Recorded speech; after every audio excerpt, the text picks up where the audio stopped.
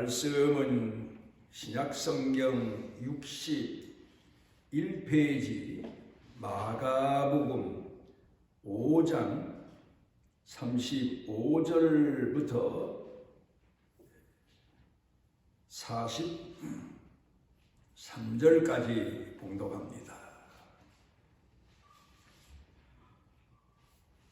아직 예수께서 말씀하실 때 회당장의 집에서 사람들이 와서 회당장에게 이르되 당신의 딸이 죽었나이다. 어찌하여 선생을 더 괴롭게 하나이까? 예수께서 그 하는 말을 곁에서 들으시고 회당장에게 이르시되 두려워하지 말고 믿기만 하라 하시고 베드로와 야고보의 형제 요한 외에 아무도 따라옴을 허락하지 아니하시고 회당장의 집에 함께 가사 떠드는 것과 사람들이 울며 심히 통곡함을 보시고 들어가서 그들에게 이르시되 너희가 어찌하여 떠들며 우느냐? 이 아이가 죽은 것이 아니라 잔다 하시니 그들이 비웃더라.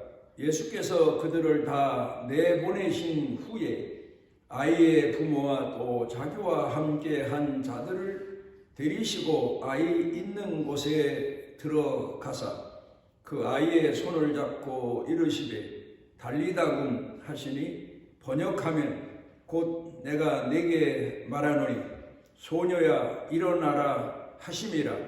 소녀가 곧 일어나서 걸으니 나이가 12살이라. 사람들이 곧 크게 놀라거늘 예수께서 이 일을 아무도 알지 못하게 하라고 그들을 많이 경계하시고 이에 소녀에게 먹을 것을 주라 하시니라. 아멘.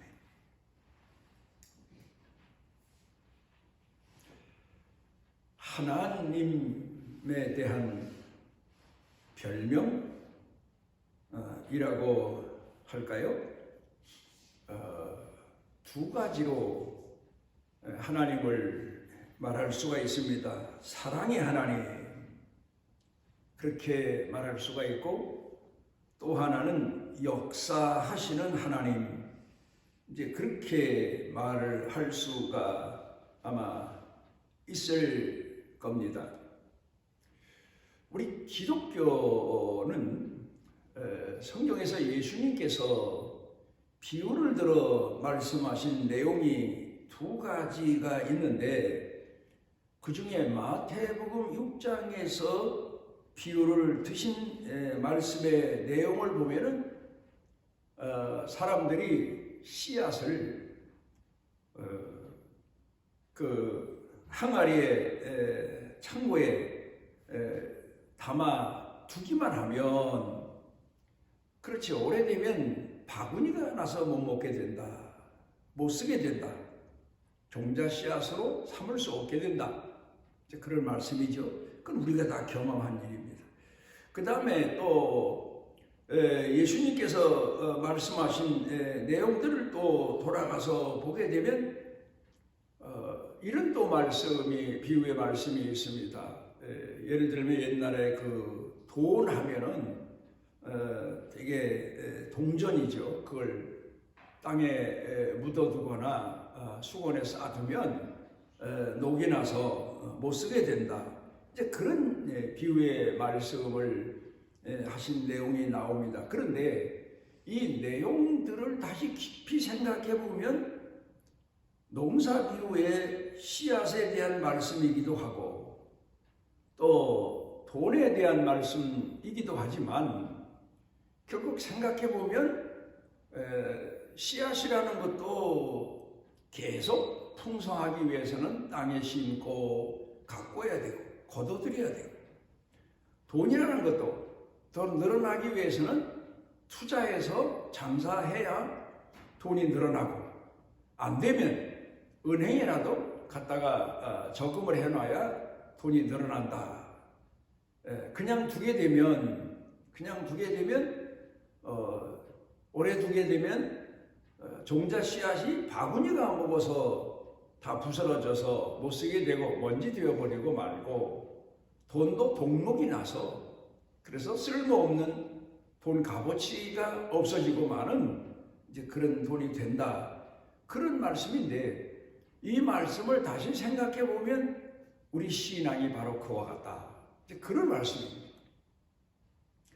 그러니까 우리 신앙이 우리가 신앙생활을 하면서 신앙인들은 누구나 창고에다가 종자 씨앗을 보관해 놓고 또 그런가 하면은 얼마만큼의 돈을 지니고 사는데 그런데 이걸 사용하지 않으면 못 쓰게 된다. 오히려 해를 입게 된다. 그런 생각을 해볼 수가 있습니다. 다시 우리가 돌이켜 생각해 보게 되면 우리 그리스도인들은 머릿속에 우리가 신앙인이니까 나는 하나님의 자녀다. 또 그리고 하나님의 말씀을 기억하고 새겨놓고 삽니다. 또 마음에 하나님 사랑하는 마음을 담아놓고 삽니다. 믿음을 담아놓고 삽니다. 그런데 중요한 건 이렇게만 평생을 살면 안 된다.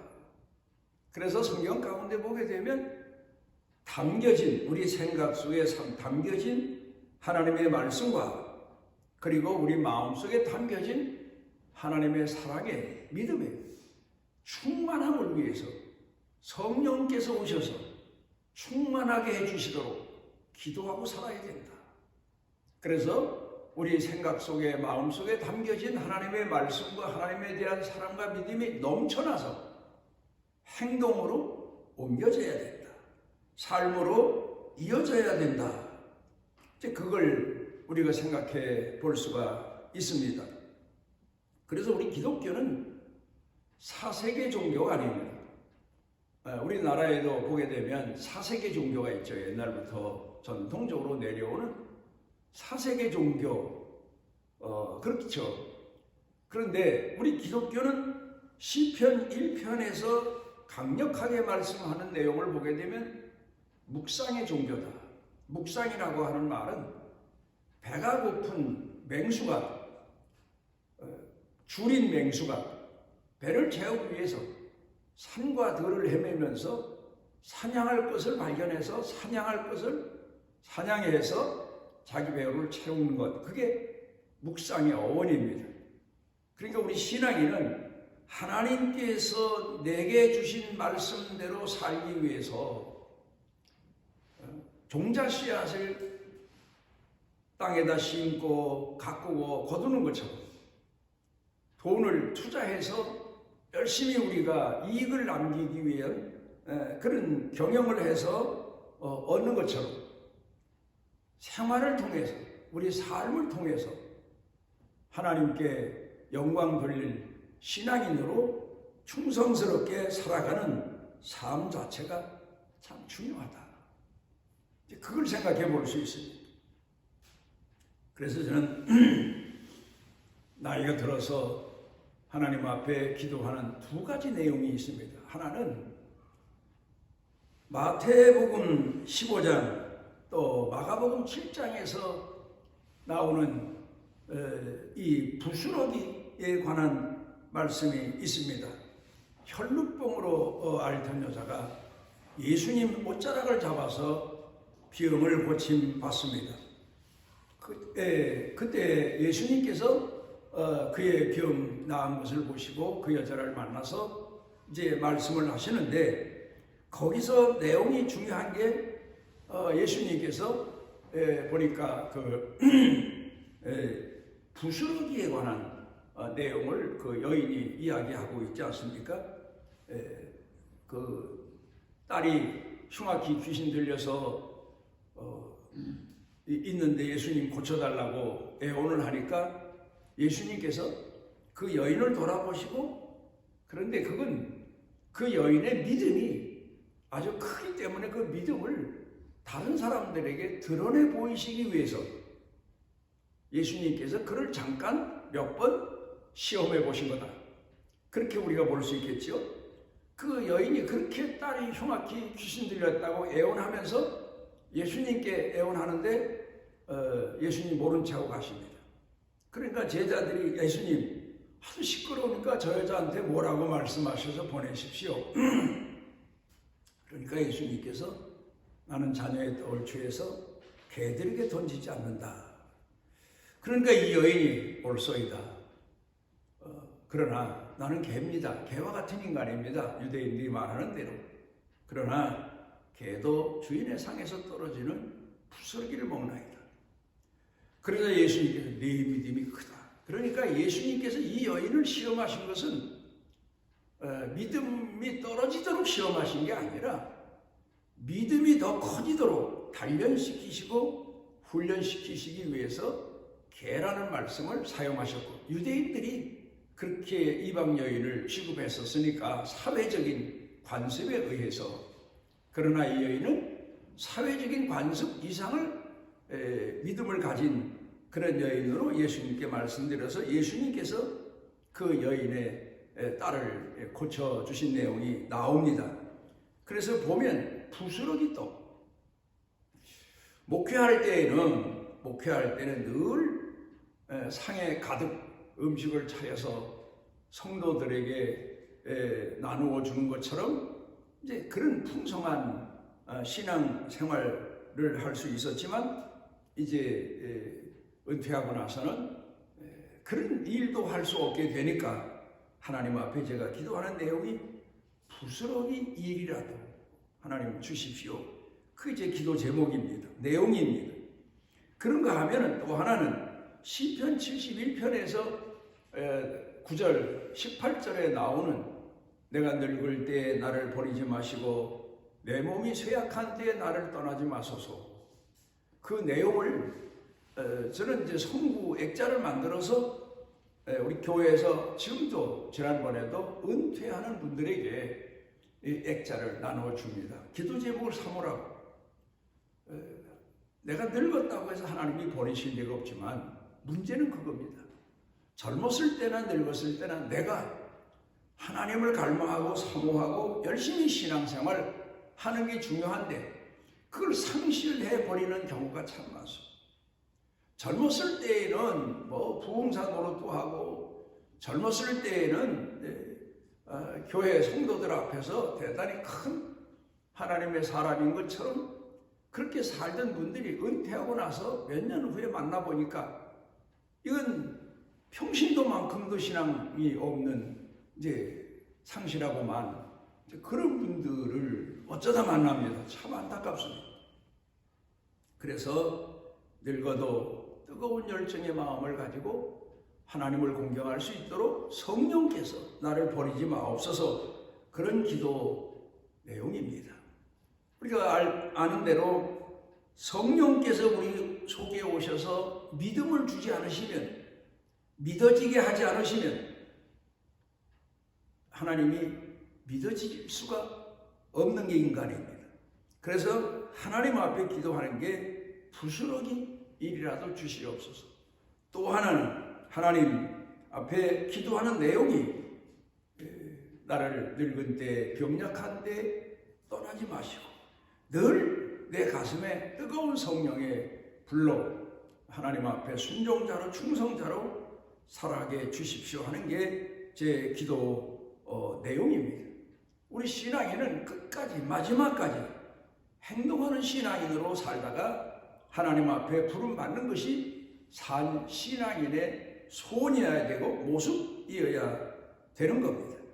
그런데 우리가 이렇게 살기 위해서는 항상 우리에게는 연단이 필요하고 훈련이 필요한 겁니다.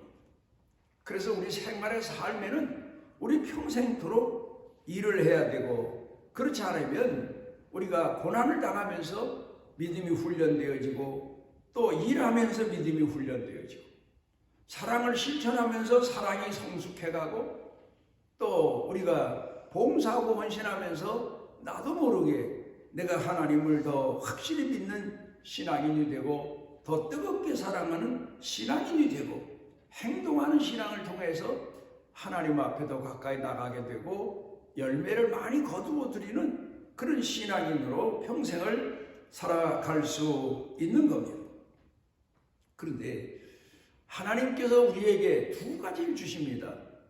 그런데 에덴 동산에서 아담과 하와를 내보내실 때 벌써 이미 하나님이 예고하신 아담과 하와가 에덴 동산에서 나와서 반드시 그들이 지킬 계명 두 가지가 있었습니다. 하나는 일입니다. 땀 흘려 일하는 겁니다.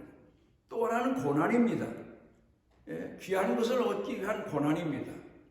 그러니까 어린아이를 해산하는 여자가 겪는 해산의 고통은 귀한 것을 얻기 위해서 우리가 겪어야 하는 고통.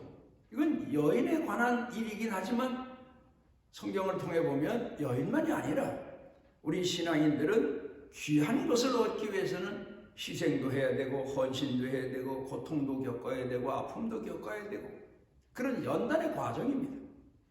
또 그런가 하면 먹을 것을 얻기 위해서 남자가 땀 흘려 일을 해야 되는데 그것도 역시 마찬가지입니다.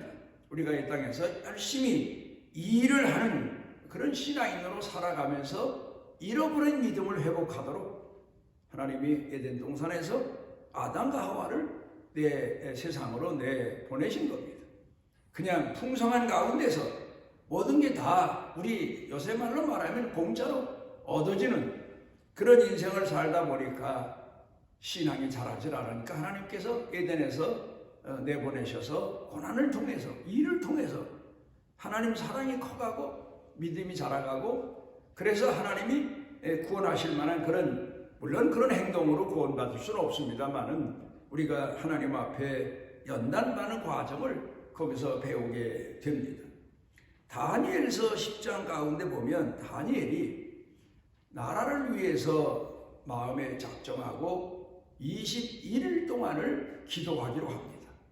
그래서 정한 마음으로 마음에 작정하고 기도를 시작합니다. 그게 이제 바로 이스라엘을 위한 기도죠.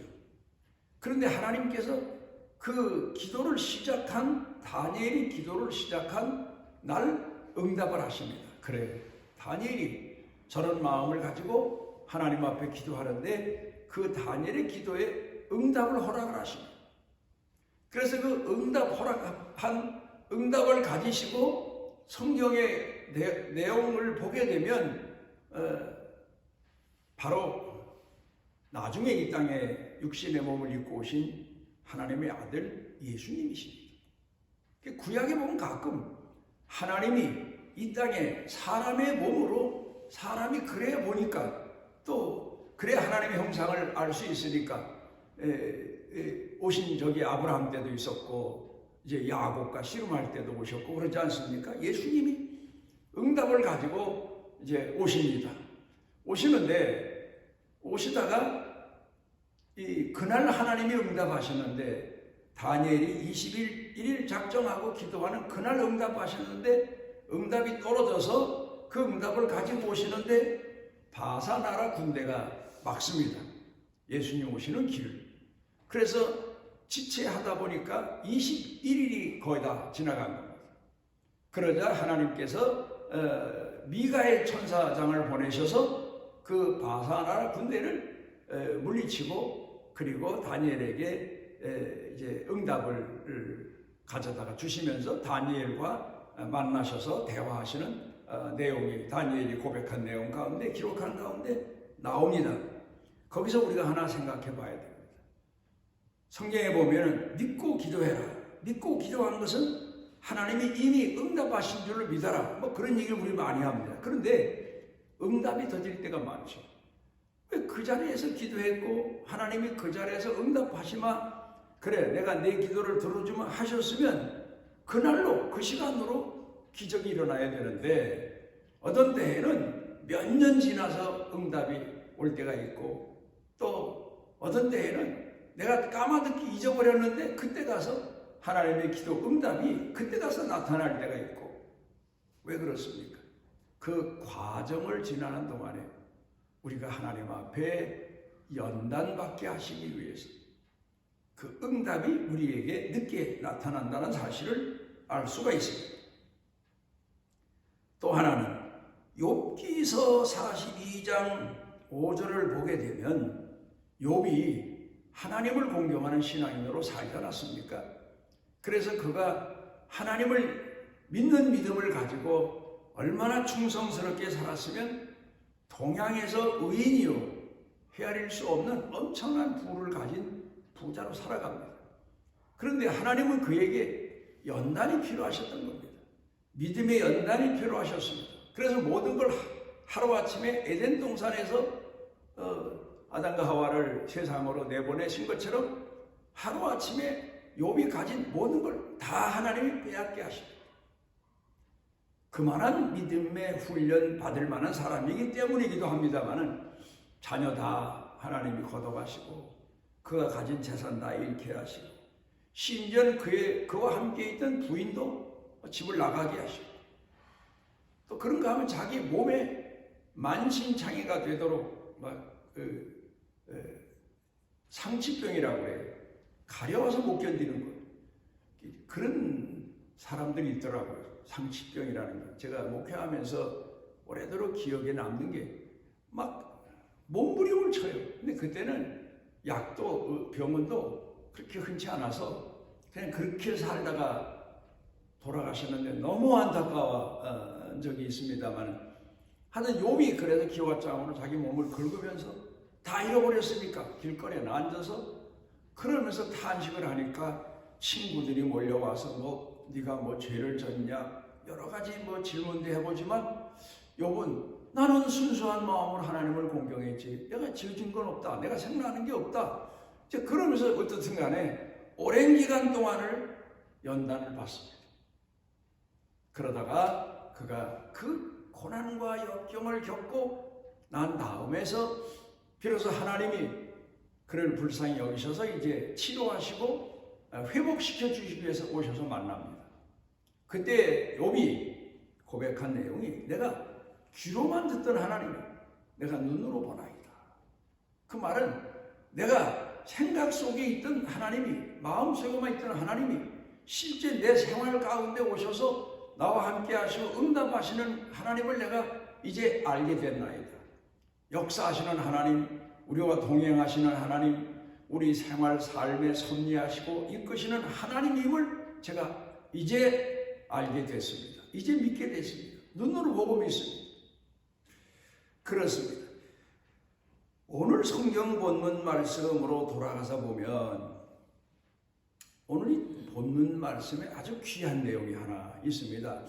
맨 끝절에 보면 여기 43절 끝절에 가서 예수님께서 그 회당장의 딸이 죽은 것을 달리다 해서 일으켜 주십니다. 소녀야 일어나라. 그래서 살려주십니다. 그리고 나서는 이 일을 아무에게도 얘기하지 말아라. 왜 그러셨을까? 아니 복음을 전하러 오셨고 사람들이 예수님이 병 고치셨다는 소문도 듣고 오늘로 말하면 그래 교회가 소문이 나야 교회가 부흥될 거 아니야. 사람들이 올 거 아니에요. 근데 예수님이 그렇게 말 안 하시고 너희만 알아라. 왜 그러셨습니까? 예수님이 이 땅에 오신 목적은 물론 오셔서 병도 고치시고 죽은 자도 살리시고 하셨지만 오병이어의 기적도 일으키셨지만 예수님이 오신 목적은 하나님 앞에 제물 되기 위해 오셨어요. 십자가에 못 박혀 돌아가시기 위해서 오셨습니다. 그런데 그 목적보다는 사람들이 예수님이 기적의 떡도 어쩐 땐 다급하니까 할 수 없이 먹여주시고 또 죽은 사람도 살리고 문둥병도 고치니까 병든 사람들만 구름대같이 몰려오는 거예요. 그러면 예수님이 그거 돌보시느라고 믿음 없는 사람들 물론 고쳐준다고 다 믿음 있는 건 아니지만 예수님이 이 땅에 믿음 있는 사람을 만나기 위해 오셨고 구원하기 위해 오셨고 또 그리고 그 믿음을 전파하기 위해 오셨고 제물 되기 위해 오셨는데 백성들은 예수님을 메시아로 이 땅에 모셔서 왕으로 모셔서 영원토록 예수님과 함께 살면서 죽지 않고 병들지 않고 고난당하지 않고 살기를 바랬어요. 그럼 하나님이 아담과 하와에게 원하셨던 이 땅에서 병들고 고난당하고 죽고 이런 그러면서 없던 믿음이 생기고 하나님 앞에 회개하고 자기 죄를 돌이키는 그런 연단의 과정이 없어지는 게 아닙니까? 그러니까 아니다. 나는 그리 온 게 아니다. 이 땅에 사람들을 모아서 대형교회를 만들고 세계 사람들을 다 나를 공경하는, 나를 왕으로 취대하게 하는 그런 일을 위해 온 게 아니라 하나님 앞에 제물대로 왔다. 그러니까 소문이 나면 내가 그런 그 사역의 일을 하는데 지장이 많으니까 예수님 고쳐달라고 하는데 예수님께서 또 그냥 돌아보시지를 않고 가버리시고 그러면 더 혼란만 올 거 아닙니까? 그래서 예수님께서 내가 이 병 고쳐주고 회당장 딸 살린 거를 소문내지 말아라. 그렇게 당부를 하신 거예요. 왜? 믿음 있는 사람은 내가 만난다. 또 믿음 있는 사람은 나한테 와서 병도 고침받고 죽었다도 살아나는 거지만 믿음 없는 사람들에 의해서 내가 혼란을 겪게 되고 복음 사역에 문제가 일어나는 것은 원치 않는다. 그런 의미의 뜻을 포함하고 있습니다. 어쨌든 회당장이 예수님을 모시러 왔는데 아직 딸이 죽지 않았어요. 그래 빨리 예수님을 모시고 집에 가서 그 딸을 병을 고쳐야 되는데 이게 문제가 생겼어요. 중간에 혈류병 앓는 여자가 예수님 옷자락을 붙잡고 예수님을 지체하게 하고 그러는 사이에 지금 속은 다 죽겠는데 아버지로서 애비로서 예수님이 지체하고 계신 거예요. 나는 지금 빨리 가서 죽기 전에 이 딸을 살리셔야 되겠는데 이런 마음을 가지고 왔는데 그런데 예수님이 그 여자하고 만나서 뭐 이런저런 얘기하시고 하다 보니까 집에서 사람이 와서 회당장님 예수님 모시고 갈 필요 없습니다. 딸이 죽었습니다. 믿음이 아마 그 당시에 예수님을에게 향했던 그 믿음이 그냥 아마 절망으로 어쩌면 불신으로 낙심됐을지도 모르고 이젠 끝이다. 딸이 죽었다는데 더 이상 무슨 생각을 할 수 있고 자기가 무슨 일을 할 수 있겠습니까? 그때 예수님께서 두려워하지 말아라. 그리고 그 회당장을 권고해서 데리고 집에 가서 그 딸을 살려내신 겁니다. 우리가 살아가면서 우리는 하나님 앞에 훈련을 받습니다. 연단을 받습니다. 그래서 신학교에서 공부할 때 예수를 처음 믿게 되는 것은 내적인 거듭남, 하나님이 믿어지니까 신앙생활을 하는 겁니다. 그런데 그것으로 다된 게 아니에요. 성화 과정을 거친다. 그게 연단의 과정을 거쳐서 성숙한 신앙인이 돼서 말하자면 그 말이에요. 곡식도 열매가 익어야 거둬들이는 것처럼 성숙한 신앙인이 돼서 하나님 나라로 데려가신다. 그걸 가르쳐 교훈하고 있습니다. 그래 우리가 오늘도 살아가면서 고난당하고 역경당할 때 하나님은 우리에게 응답하셨고 축복하셨는데 내 믿음이 부족하고 사랑이 부족해서 끝까지 그 응답을 기다리지 못하고 낙심도 했다, 넘어지기도 했다, 불평도 했다, 원망도 하지만 하나님은 반드시 우리에게 응답하시고 구원하러 오시고 연단 과정을 통해서 우리를 성숙시켜 주시고 그 다음에 우리에게 하나님은 약속하신 응답을 주신다 하는 것을 오늘 성경 본문을 통해 배웁니다. 그러므로 우리들은 오늘도 두 가지입니다. 하나는 우리 기독교 신앙은 머릿속에만 있는 게 아니고 마음속에만 있는 게 아니다. 삶을 통해 행동을 통하여 헌신을 통하여 고난을 통하여서 우리가 열매를 거두는 신앙인으로 충성해야 되고 또 우리 믿음도 그렇게 자라가서 하나님께서 우리를 마지막에 약속하신 응답을 주시고 축복을 주시고 구원에 이르게 하신다는 이 믿음을 마음에 새겨 하나님 앞에 충성하는 신앙인으로 사시기를 바랍니다. 우리를 사랑하셔서 오늘도 주의 전에 모아주신 아버지 하나님, 기도하옵는 것은 우리가 이 땅에 살며 하나님을 공경하는 신앙인으로 살 때 믿음이 부족해서, 인내가 부족해서, 또 충성된 마음이 부족해서 하나님 선한 뜻이 뜻에 이르지 못할 때가 참으로 많사옵고, 또 어렵고 힘들 때 인간의 몸을 빙자해서 낙심도 하고 불평도 하고 원망도 하며 사는 때가 많사온데, 하나님 우리를 강한 손으로 붙들어 주셔서 늘 우리를 향하신 하나님의 사랑을 믿고 역사하심을 믿고 끝까지 하나님께 충성하며 사는 신앙인으로 살아가게 하옵소서. 예수님 이름으로 기도드리옵나이다. 아멘. 여호와께서 그 날개 아래 보호를 받으러 온 네게 온전한 상 주시기를 원하노라.